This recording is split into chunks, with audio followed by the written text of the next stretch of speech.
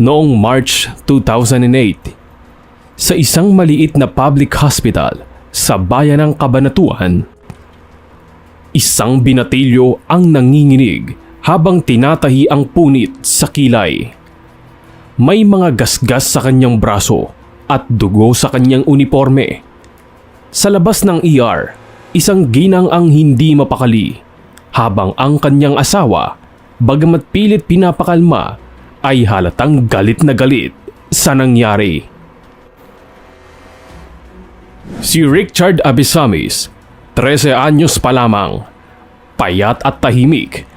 Isa siyang tipikal na bata sa pampublikong paaralan sa isang barangay sa Nueva Ecija. Hindi siya kilala, hindi rin palakibo, kung kaya't madaling nabibiktima ng pambubuli sa paaralan nila. At ang araw nga na yon ang pinakamalala. Pauwi na sana siya mula sa klase, dala ang isang luma at gusgusing backpack, nang harangin siya sa may waiting shed ng isang lalaki. Iyon ay si John Fred Salazar, isa sa mga kilalang pangalan sa eskwelahan. Anak siya ng may-ari ng malaking rice mill, kung kaya't masasabing nakakaangat siya sa buhay. Hindi yun ang unang pagkakataon na tinuksyo siya ng lalaki, ngunit iyon na ang pinakamalubha. Isang suntok sa mukha niya ang sumira sa kanyang paningin. Pagbagsak niya sa semento, sunod-sunod na sipa ang dumapo sa kanyang tagiliran. Nagmakaawa ito, ngunit tumigil lang si Fred nang may papalapit na tricycle. Agad na isinugod siya ng isang concerned citizen sa malapit na ospital.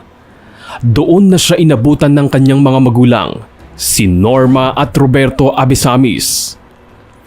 Hindi matanggap ni Roberto ang nangyari. Sa harap ng nurse, tinanong niya kung sino ang gumawa, pero hindi pa rin makapagsalita si Richard. Umiiyak lamang ito at nanginginig habang tinatahi ang kanyang mga sugat. Kinabukasan, isinampa ng pamilyang Abesamis ang reklamo sa barangay. Bit-bit ang medical certificate at litrato ng pinsala. Tinawag ang magulang ni John Fred, ngunit sa halip na pagpapakumbaba, may halong yabang ang naging tono ng kanilang pagharap. Ayon sa kanila, hindi nila anak ang dapat sisihin. Nagkaroon lamang daw ito ng konting pagtatalo at si Richard ang naunang sumigaw.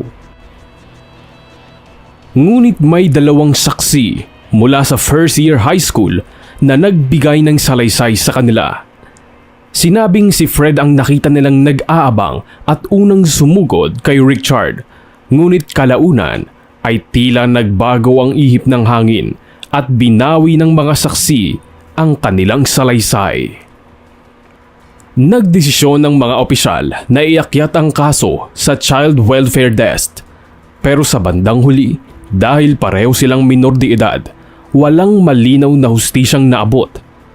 Si Richard ay pinayuhan lang na magpagaling, samantalang si John Fred ay nag-undergo sa isang simpleng counseling lamang.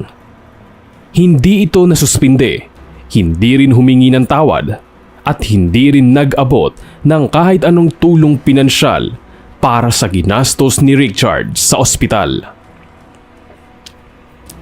Pagkatapos ng insidente, ay nagpatuloy pa ang mga simpleng pasaring ni John Fred at mga pananakit na sinasabing hindi niya sinasadya.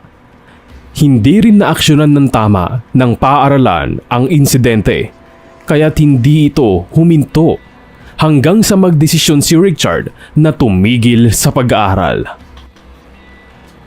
Hindi nawala ang trauma kay Richard at kalaunan unti-unting lumabo pa ang kanyang kaliwang mata dahil sa pinsala sa kanyang optic nerve dala ng nangyaring insidente. Halos hindi na siya lumabas ng bahay dahil sa takot at kahihiyan sa mga sumunod na buwan. Kaya naman ang pangarap niyang maging electrician ay nabura. Ang kinabukasan niya ay naglabo sa kanyang mga kamay at sa tuwing pinagmamasdan niya ang mga marka sa kanyang katawan, muling nagbabalik ang sakit ng kahapon at ang kawalan ng katarungan sa kanyang dinanas. 10 taon nang lumipas at tila nabaon sa limot ang lahat. Pero hindi para kay Richard. Ang dating batang may inaasahang kinabukasan, ngayoy isa ng binatang halos hindi makatingin ng tuwid sa salamin. Isang mata ang halos mabulag, dulot ng pinsalang hindi kailanman gumaling ng tuluyan. Ang kilay na minsang tinahi, ngayon ay may pilat na tila nagsisilbing panghabang buhay na paalala ng naranasang pang-aapi. Sa edad na 23, si Richard ay araw-araw naglalakad sa gilid ng highway. Bitbit ang isang bayong na may lamang kakanin. Inilalako niya sa terminal ng bus ito at madalas siyang naglalako roon. Hindi siya halos kinikilala ng mga regular na pasahero, pero araw-araw siyang naroroon, dala ang pag-asang may maibebenta para may maiuwi sa kanyang ina. Si Norma, ngayoy 60 taong gulang, ang siyang bumubuhay sa kanilang maliit na tindahan sa harap ng bahay. Walang ibang anak. Matagal nang pumanaw si Roberto, 2 taon matapos ang insidente kay Richard. Isang araw, noong 2018, habang naglalako sa terminal si Richard, akmang lalapit ito sa isang nakaparadang sedan nang mapansin ng pamilyar na muka.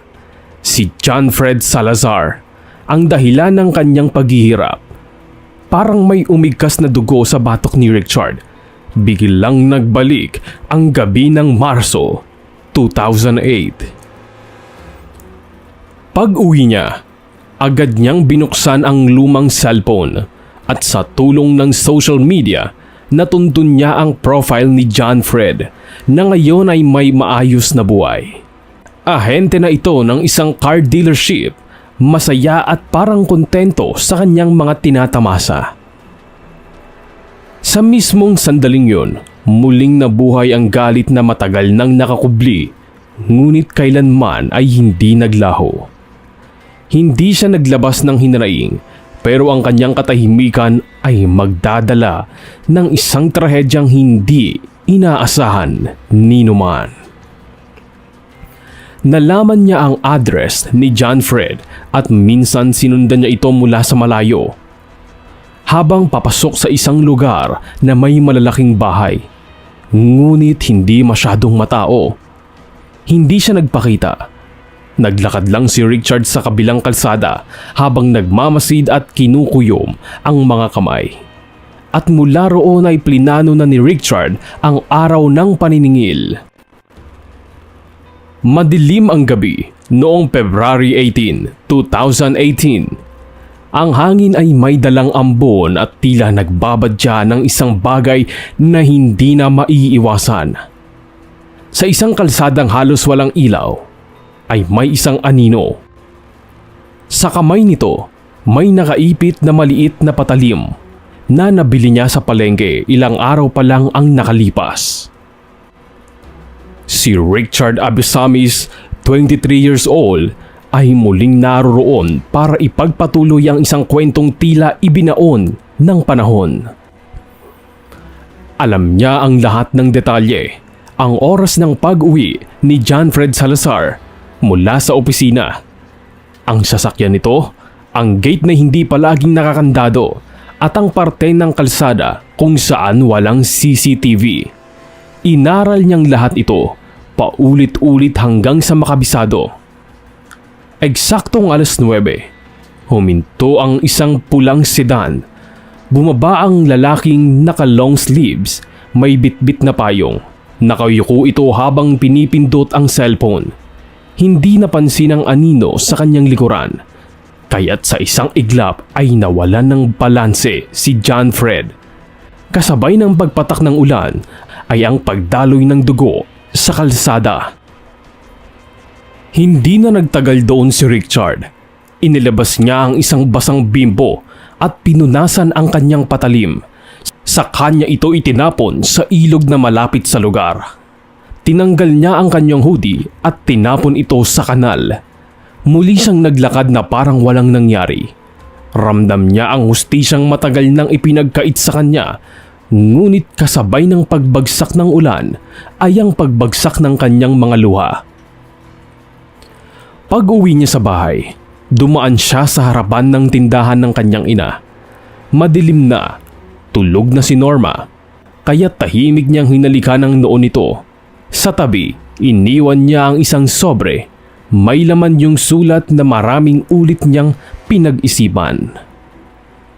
Kinabukasan, nagising ang bayan sa balitang may natagpo ang labi ng isang lalaki sa isang kalsada, malapit sa kanyang tinutuluyan. Kinilala ito bilang si John Fred Salazar. Inakala ng pulis na ito'y isa na namang kaso ng random na holdapan. Walang tumistigo, walang CCTV, at ang ulan ang nagbura ng bakas. Ngunit ilang araw ang lumipas, may isang matandang babae ang nagpunta sa presinto, si Norma Abisamis. Ayon sa kanya, ilang araw nang hindi umuwi ang anak niyang si Richard. Umalis ito noong gabi ng Pebrero 18 at hindi na muling bumalik. Parehong araw kung kailan din natagpuan ang labi ni John Fred.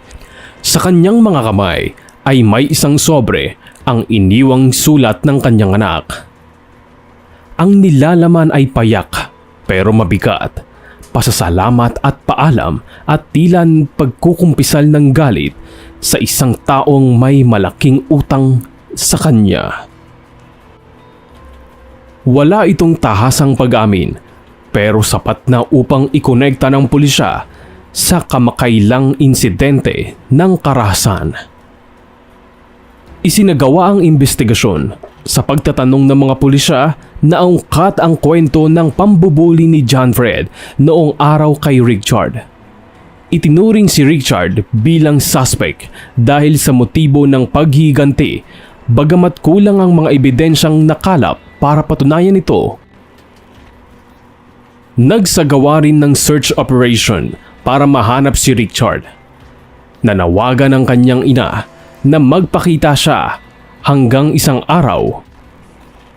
Habang sinisiyasat ng barangay Tanod ang lugar malapit sa ilog, may natagpo ang pares ng tsinelas sa ilalim ng tulay.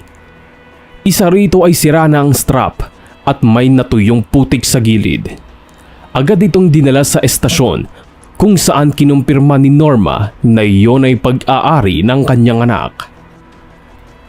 Doon lalong lumalim ang hinala na matapos ang ginawa ay maaaring nagtangkang tumakas si Richard o mas malala ay maaaring nalunod ito sa ilog. Ngunit walang katawan, walang kumpirmasyon. Kaya naman lumipas ang mga linggo at hindi na nakita pa si Richard. Nagpaabot ng alerto ang pulisya sa mga karatigbayan, pero bigo pa rin silang makakita ng palatandaan. Mula sa simpleng kaso, unti-unting naging misteryo ang pangalan ni Richard. May mga nagsabing baka buhay pa siya at nagtago. May iba namang naniniwala na baka wala na rin siya. Isinama ang kanyang pangalan sa file ng missing persons. Sa bahay naman nila, bawat gabi ay tila nagiging misa ng lungkot. Tahimik si Aling Norma habang nakaupo sa harap ng altar. Hawak ang tsinelas na natagpuan. Sa kanyang paningin, ito'y hindi lamang paalala ng pagkawala, kundi isang simbolo ng anak na gumawa ng sariling hakbang para sa hustisyang hindi niya nakamit noon. Samantala, makalipas ang burol ni John Fred Salazar, bumalik sa katahimikan ng kanilang barangay. Sa mismong araw ng libing, kakaunti lamang ang dumalo. Nasa harap ang mga magulang ni John Fred, tila lito at balisa. Walang patid ang luha ng kanyang mga magulang. May mga dating guro ang dumalo, kasama ang ilan sa mga kaklase ni John Fred noong high school. May mga nagpahayag pa ng awa, ngunit may ilan din sa kanilang hindi maiwasang makisimpatya kay Richard. Lalo na ang mga nakakaalam sa kwento ng binata na nakaranas ng pagmamalupit sa kamay ni John Fred 10 taon na ang nakalipas. Pagkalipas ng ilang linggo, isang anonymous tip ang natanggap ng barangay. May lalaki raw na kahawig ni Richard ang namataan sa isang terminal sa Pangasinan. Mukhang payat, sunog sa araw at may pilat sa kilay. Agad na pinuntahan ito ng mga opisyal, dala ang litrato ni Richard. Ngunit pagdating sa lugar ay kinumpirmang hindi yun si Richard at nagkataon lamang ang mga pagkakahawig dito. At wala nang balita pa muli kay Richard. 1 taon matapos ang pagkawala ni Richard, isang malamig na umaga ng Pebrero, muling bumalik si Norma sa pampang ng ilog kung saan natagpuan noon ang tsinelas ng kanyang anak. Bitbit niya ang lumang sobre na iniwan ni Richard. Gula-gulahit na ang gilid, ngunit buo pa rin ang sulat sa loob. Nay, maraming salamat sa lahat. Naningil ako sa taong may malaking utang sa akin pero baka hindi na ako makauwi. Paalam po, Inay. Sana po'y magkita pa tayong muli. Sa bawat salitang nakasulat, para bang muling naririnig ni Norma ang tinig ng anak. Ang mensahe ay maikli, ngunit puno ng damdamin. Pinayuhan siya ng ilang kapitbahay na magtirik ng kandila sa ilog, ngunit kailanman ay hindi niya ito ginawa. May mga naniniwalang patay na si Richard, na ang katawan niya ay tinangay na marahil ng agos at ang kaluluwa'y naglalakbay sa rumaragasang ilog. Ngunit para kay Aling Norma, buhay pa rin ang kanyang anak. Ramdam niya ito bilang ina at walang sino man ang makapag-aalis sa kanya ng pag-asang balang araw. Muling kakatok si Richard sa kanilang pinto at sasalubungin niya ito ng mahigpit at mainit na yakap.